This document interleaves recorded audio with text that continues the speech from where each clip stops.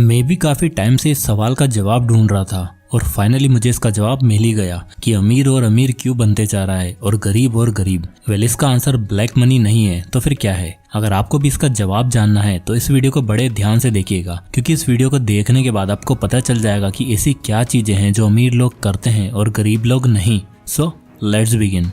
मान लो आप सुबह सुबह अपनी बालकनी में बैठे हो और चाय पीते पीते अपना मोबाइल चला रहे हो और आराम से एंजॉय कर रहे हो और सोच रहे हो कि वाह क्या लाइफ है। तभी अचानक आपका पैसा आपके पास आता है और खींच के आपको थप्पड़ लगाते हुए बोलता है, क्या कर रहा है, चल काम पर जा और पैसे कमा। अब आप मुझसे बोलोगे कि भाई ये क्या फालतू बातें कर रहे हो, पैसा हमें कैसे काम पर लगा सकता है। वेल, अगर आप भी यही सोचते हो कि पैसा हमें काम पर नहीं लगाता तो आप गलत सोच रहे हो। रिच डैड पुअर डैड के ऑथर रॉबर्ट कियोसाकी बोलते हैं कि दुनिया के मैक्सिमम लोगों को पैसे ने काम पर लगा रखा है। क्या आप रोज सुबह उठकर पैसा कमाने के लिए काम पर नहीं जाते हो क्या एक मजदूर सुबह खाने का डब्बा लिए दिहाड़ी मजदूरी करने के लिए नहीं निकलता क्या? वेल, हम सब लोग पैसा कमाने के लिए ही तो काम करते हैं, चाहे वो काम हमें पसंद हो या फिर नहीं, इससे क्या फर्क पड़ता है। हमें काम पर तो जाना ही है। अगर पैसों ने हमें नहीं, हमने पैसों को काम पर लगा रखा होता तो क्या तब भी आपको रोज रोज काम पर जाना होता क्या? वेल, नहीं। तो रियलिटी में पैसा उठकर तो हमें नहीं बोलता है कि जा और मुझे काम पर लगा, बट ये सब हम पैसा कमाने के लिए ही तो करते हैं, क्योंकि पैसों ने हमें काम पर लगा रखा है, हमने पैसों को नहीं। तो अब ये सब तो ठीक है, बट हम आखिर ऐसा क्या करें कि हम पैसों को काम पर लगाएं और वो हमें नहीं? तो उसका जवाब है financial education. Rich dad poor dad by Robert Kiyosaki. ये किताब जाने कितने ही लोगों की लाइफ को चेंज कर चुकी है। इसमें रॉबर्ट कियोसाकी ने एक बहुत ही अमेजिंग बात बोली है। हमें स्कूल में, कॉलेज में, घर में, हर जगह दुनिया भर की फॉर्मल एजुकेशन तो दे दी जाती है कि एग्जाम में अच्छे मार्क्स कैसे लाने हैं, पास कैसे होना है, मार्केट में कौन कौन सी अच्छी डिग्री है, बट लाइफ की सबसे इम्पोर्टेंट चीज फाइनेंशियल एजुकेशन, इसके बारे में हमें कोई भी नहीं सिखाता। क्योंकि अच्छे मार्क्स, अच्छी डिग्री, आखिर इन सब का डेस्टिनेशन तो एक ही है ना, पैसा कमाना। तो हमें बचपन से डायरेक्ट ये कोई क्यों नहीं सिखाता कि फाइनेंशियल एजुकेशन क्या होती है? तो इसलिए रॉबर्ट कियोसाकी ने ये किताब लिखी थी कि जिन लोगों को फाइनेंशियल एजुकेशन ना पता हो उन्हें ये बुक पढ़कर फाइनेंशियल एजुकेशन सिखाई जा सके। और इसी बुक से मैं आपको कुछ अमेजिंग कंसेप्ट सिखाने जा रहा हूँ। तो वेल, रॉबर्ट बोलते हैं कि फाइनेंशियल एजुकेशन को समझने के लिए आपको ये जानना होगा कि दुनिया में पैसों को लेकर 3 तरह के लोग होते हैं। पहले पुअर पीपल, दूसरे मिडिल क्लास और थर्ड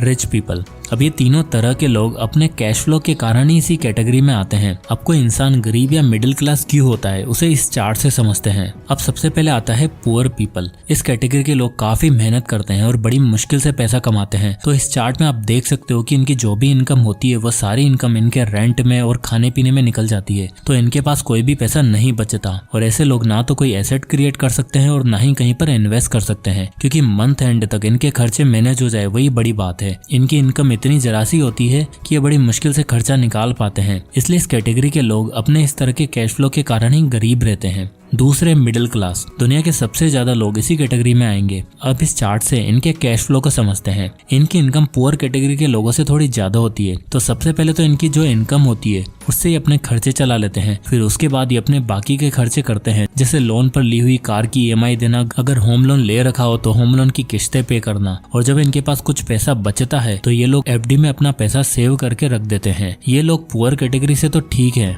बट ये लाइफ टाइम मिडिल क्लास में ही रह जाते हैं, क्योंकि इन्होंने अपने ऊपर लाइबिलिटीज ही इतनी ले रखी होती है, जैसे दुनिया भर के लोन ले लेना, जिससे इनकी मेजर इनकम इनकी लोन की किस्तें भरने में निकल जाती है और लाइफ टाइम ये पैसों को लेकर स्ट्रगल करते रहते हैं। अब आते हैं थर्ड रिच पीपल। ये लोग जो भी कमाते हैं उन पैसों को काम पर लगाते हैं और उस पर मिले रिटर्न पर ये लोग अपने खर्चे चलाते हैं। ये सबसे स्मार्ट तरह के लोग होते हैं, क्योंकि इनके ऊपर कोई भी लाइबिलिटीज नहीं होती और लाइबिलिटीज ना होने के कारण ये अपने पैसों को काम पर लगाते हैं, यानी कि इन्वेस्ट करते हैं, जिससे कि इनका पैसा अपने आप ग्रो होता रहता है और इन्हें रोज रोज सुबह उठकर ये सोचने की जरूरत नहीं पड़ती कि आज पैसा कैसे कमाएंगे, और बहुत ही आराम की जिंदगी जीते हैं। तो हमने तीनों कैटेगरी के लोगों को देख लिया है कि उनके कैश फ्लो के कारण वो किस तरह अपने पैसों को मैनेज करते हैं। अब हम ये जान लेते हैं कि जो अमीर लोग हैं वो अमीर और कैसे होते चले जाते हैं। तो उसके लिए सबसे पहला पॉइंट आता है they know how many works, यानी कि जो अमीर लोग हैं वो जानते हैं कि पैसा काम कैसे करता है। ऑथर रॉबर्ट कियोसाकी बोलते हैं कि one reason why rich entrepreneurs are getting richer is because they have extremely high financial आईक्यूज।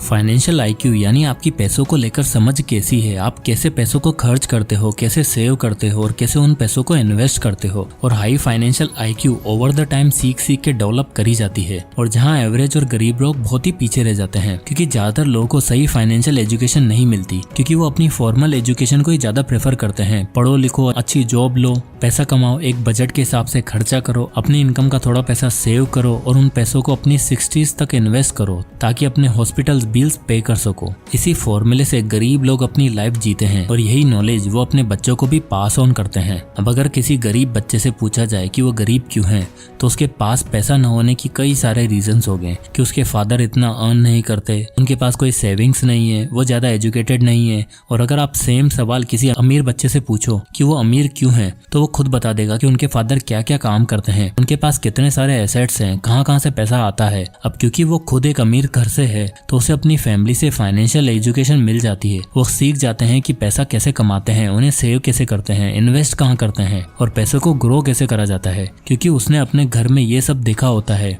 यही रीजन है कि हर जनरेशन के साथ उनका पैसा और ग्रो होता चला जाता है। अब एक्सेप्शन हर जगह होते हैं, पर ऑथर के अकॉर्डिंग फाइनेंशियल लिटरेसी ही वो सिंगल सबसे मेन रीजन होता है जिससे अमीर और अमीर होता है और लैक ऑफ फाइनेंशियल नॉलेज की वजह से गरीब और गरीब होता चला जाता है। अब ऐसा नहीं है कि ऐसे लोग कभी अमीर नहीं बन सकते। जिन्हें अपनी फैमिली से फाइनेंशियल एजुकेशन नहीं मिलती, वो खुद ही पैसे के बारे में सीखते हैं, बुक्स पढ़ते हैं, ऐसी वीडियोस देखते हैं, मिस्टेक्स करके और उनसे सीख कर वो खुद को फाइनेंशियली स्मार्ट बना लेते हैं और इस पुअर क्लास से रिच क्लास में जंप कर लेते हैं। और वो जो कुछ भी सीखते हैं वो अपने बच्चों को भी ये एजुकेशन पास ऑन करते जाते हैं। इस तरह से हर जनरेशन के साथ वो अमीर होते जाते हैं। नेक्स्ट पॉइंट जो अमीरों को और ज्यादा अमीर बनाता है वो है they are better at tax game, यानी कि अमीर लोग टैक्स के गेम को बहुत ही अच्छे से खेलते हैं। 12 साल की उम्र में रॉबर्ट कियोसाकी अपने रिच डैड के साथ एक बीच पर घूम रहे थे। तभी उनके रिच डैड समुद्र के किनारे एक बड़े से घर की ओर पॉइंट करते हुए बोलते हैं, रॉबर्ट देखो वो बड़ा सा घर दिख रहा है, वो मैंने अभी खरीदा है।